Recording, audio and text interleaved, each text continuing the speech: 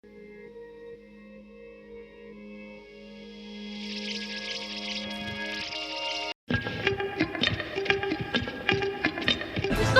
No, name a woman! Name a woman? Yes, go! Any? Yes! Oh my god. Yes! This is so hard. Name a woman! In 2021, Edgar Wright returned after a 4-year hiatus with one of his most fully realised projects to date. An expansive work of expressive dexterity and vision. It's a documentary called The Sparks Brothers, and I'd highly recommend it to anyone. He also released Last Night in Soho, and really looking forward to the comments section on this one.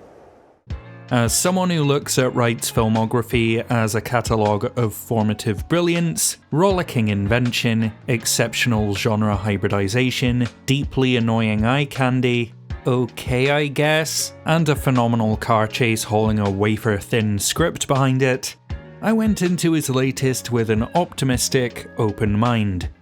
But alas, Last Night in Soho is a feature that's more gross than engrossing. A thematically ambitious attempt to give voice to those who are too often silenced that distorts its every muddled word to the point of complete incoherence.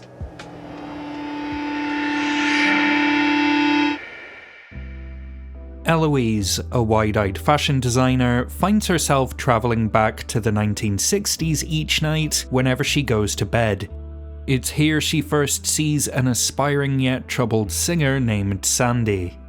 As Eloise's obsession with Sandy grows, her grip on the past and present begins to bend to the point of breaking.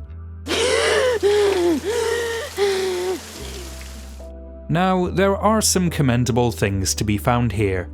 It takes a concerted effort to challenge the blinding lights of nostalgia and the toxic romanticism of bygone eras in a way that traces parallels between attitudes of the time and just how little certain behaviours have managed to evolve in the 60 years since. So you're a model? No. Yeah, but you could be a model, couldn't you? You got the legs for it.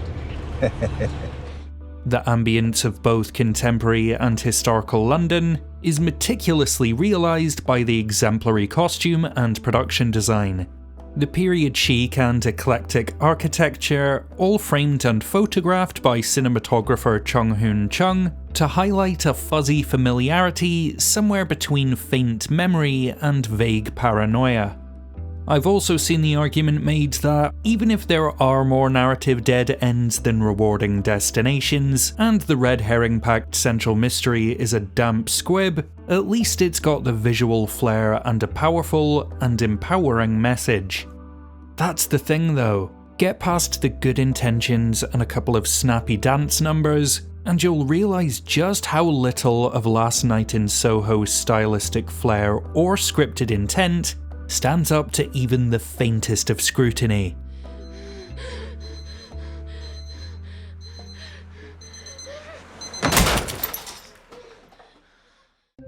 Much is often made of Wright's whip-pan camera work, exuberant editing, and feats of dynamic filmmaking. Last Night in Soho puts these trusty tools to work, emulating the superficial hallmarks of Giallo cinema, an Italian stable of horror-thriller hybrids that often contain elements of murder mystery, slasher, and the supernatural, told with lashings of blood and heightened performances. At a glance, Last Night in Soho appears to look the part. A driven female protagonist wandering through a beguiling nightmare of enigmatic murder and trembling terror. That's all well and good, but the problem is, Wright doesn't aesthetically or textually commit to the bit. The whole thing isn't so much Suspiria, it's more Roxanne forgot to turn off her red light. Yes, he'll saturate a few key sequences in darkroom claret, but that feels more like a played-out exercise in cinephilic point scoring for the Argento crowd. The kind of cool imagery above everything else mentality that leads to scenes of violent sexual assault being shot with the same dynamism and garish frivolity as a synth-pop music video. This is just the start of Last Night in Soho's short-sighted menagerie of try-hard aesthetics.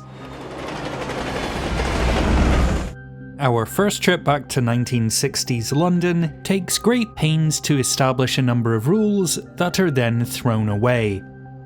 This isn't about casting shade over plot holes. This is about showing how often consistency and the unity between surface and substance are routinely disregarded, all for the instant gratification of a neat-looking sequence.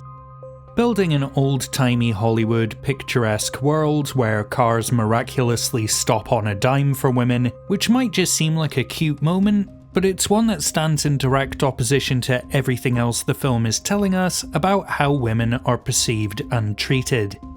It's then implied that Eloise is possessing, or at least cohabiting Sandy, only for later sequences to abandon this concept in favour of Eloise standing over Sandy like a spectral observer or looking on helplessly, because, again, it spices things up visually.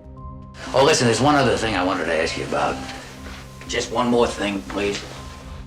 The first few trips to the past take place in parallel linear time. A principle that's discovered, confirmed, then abandoned all for the sake of a montage, once Eloise uses a single evening to skip through days, weeks, and months of Sandy's life. No. Beyond these egregious disparities, much of what remains is deceptively generic. From a surprise car crash that was perfected by Final Destination 20-odd years ago, and still crops up in about 24 movies a year, to these copy-paste Slenderman apparitions that seem to have bled into this from a particularly uninspired DeviantArt page.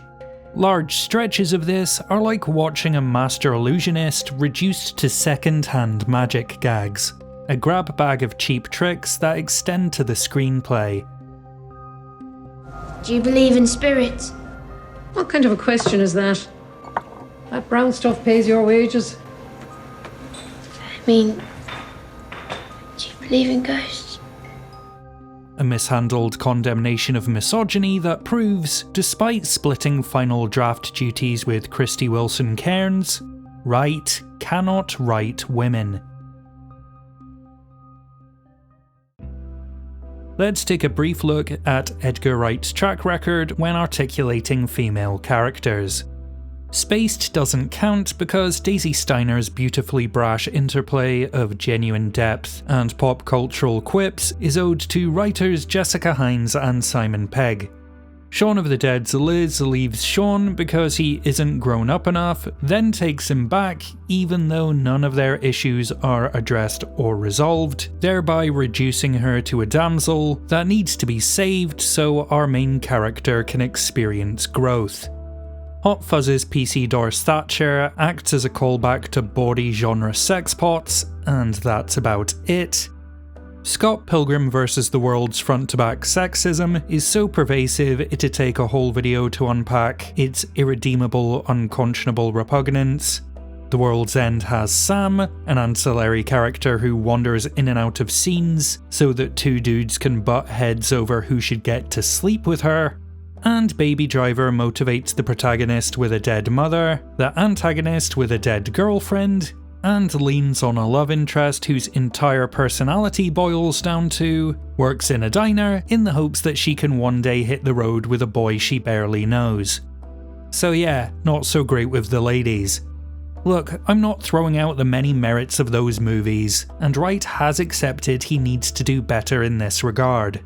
Speaking to Empire magazine, he stated his intention with Last Night in Soho to make a film that would pass the Bechdel test in the first 2 minutes. Which, in fairness, it does.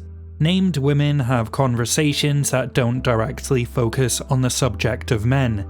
But that's hardly the highest bar in popular fiction, and this is a film that trips and smashes headfirst into the curb whenever it attempts to establish itself as a feminist text.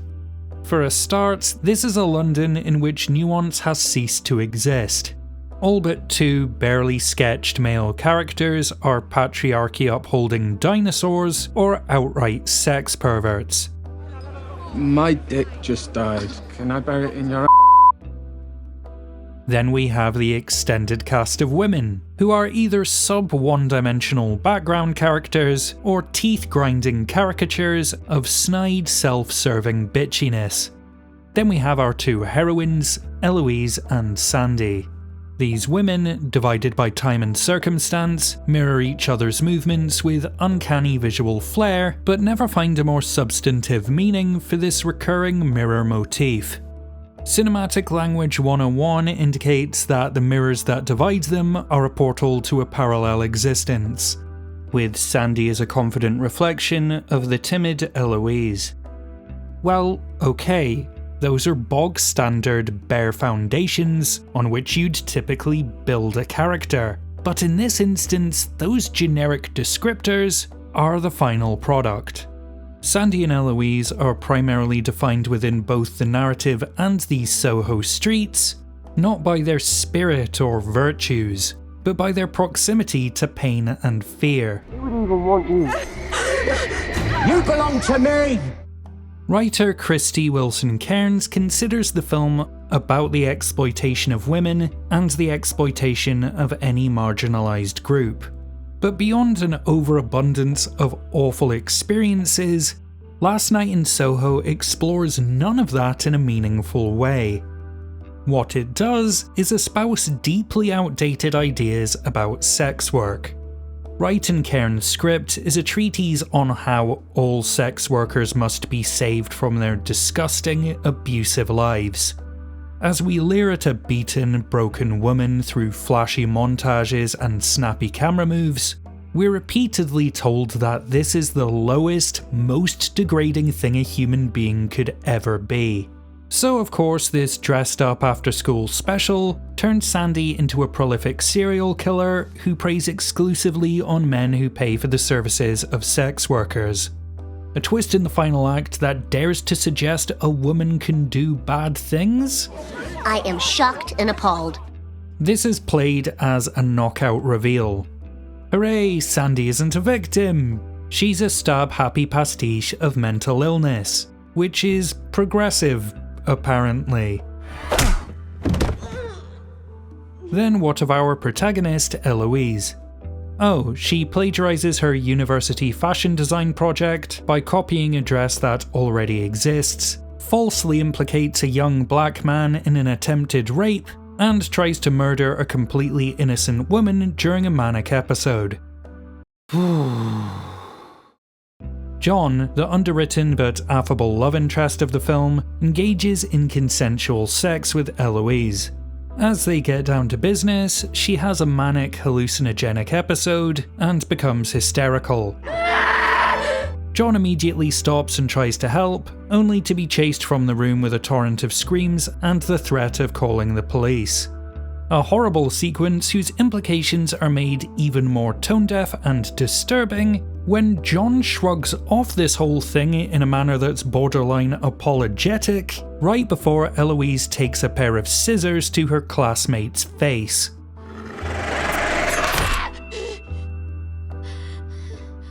Not only do these moments paint Eloise as an unhinged, unsympathetic lead, one who's in the privileged position to face absolutely no consequences for her actions, but these scenes are both the product of the utterly ancient, mentally compromised protagonist trope. A lazy narrative device that stands in direct opposition to everything this movie is trying to say. In the name of equality, responsibility, solidarity, morality, reason, and allegiance, we need to believe women. Oh, but maybe don't believe women because they might be seeing things, overreacting, irrational, or they're just mistaken? What? Yep, pull at one thread and this whole film falls apart. When Krysty Wilson-Cairns said this whole thing is about the exploitation of women and the exploitation of any marginalised group, I'm not questioning their intent or ambition. What I'm saying is that Wilson-Cairns and Wright missed the mark to such an extent that the final product is itself a piece of outright exploitation. Our main characters are immaculately styled but threadbare vessels for trauma, making their way through a world of twee contrivance, sloppy plotting, and head-tilting aesthetic inconsistencies. It makes for a great trailer and an exhausting cinematic experience, one in which I spent the majority of my multiple viewings trying to scratch below the surface only to find more surface. When utilising such potent subjects as mental illness, misogyny, gender discrimination, and rape, understanding, engagement, and emotional depth aren't optional inclusions. They're mandatory if you want all this maliciousness to mean anything. I know this because here are just a small handful of movies that delve into similarly murky waters, whilst offering a blend of horror and social consideration. Last Night in Soho could and should have been so much more than what it ultimately is. It's a wayward ghost of good intentions, without the style or substance to save itself. A great big bushy beard for our Patreon producers Jennifer C, Claire MD, Becky O, Jake R, and Nicholas Le Revere, and a zombified Bill Nighy for all these amazing folks who support us over on Patreon. So you've heard what I think. What did you make of Last Night in Soho? Let us know down in the comments, along with your ranking of Edgar Wright's filmography. Make sure you like, subscribe, and share this video where you can, as it really helps us out. If you're in a position to do so, consider checking out our Patreon at the link in the description below, where you can get access to our film club, your name in the credits, and our private Discord. As always, thank you for watching. Until next time, this is In Frame Out.